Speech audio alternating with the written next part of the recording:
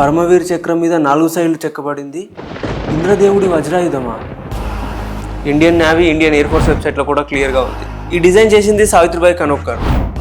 21 June 1950 first పరమవీర చక్రం అందుకుంది మేజర్ సోమనాథ్ శర్మ. అవును, 1947లో బ్యాటిల్ ఆఫ్ బాద్గామ్ యుద్ధంలో తన సాహసాలకు మెచ్చి ఇచ్చారు. కానీ ఇంద్రదేవుడి వజ్రాయుధం ఇలాగే ఉంటుందని ఎలా తెలుసుకున్నారు?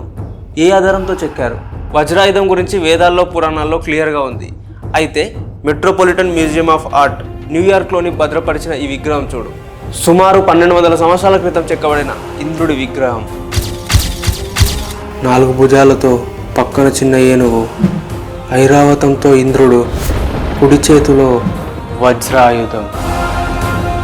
వేదాల్లో, పురాణాల్లో ఎలా చెప్పబడిందో అచ్చం అలాగే చెక్కబడింది ఈ విగ్రహం. ఆ వజ్రాయుధాన్ని పరమవీర చక్రతో పోల్చి చూడు, అచ్చం అలాగే ఉంది. కానీ భారతదేశ సైనికుల ధైర్యానికి, సాహసానికి, త్యాగానికి ఇచ్చే గౌరవ పురస్కారమైన పరమవీర చక్రం మీద ఇంద్రదేవుడి వజ్రాయుధమే ఎందుకు? అది తెలుసుకోవాలంటే సరస్వతి నది తీరాన జీవించిన దధీచి మహర్షి జీవిత చరిత్ర నీకు తెలియాలి. అధర్మాన్ని ఓడించి ధర్మ సంస్థాపన చేసిన యుద్ధం గురించి నీకు తెలియాలి.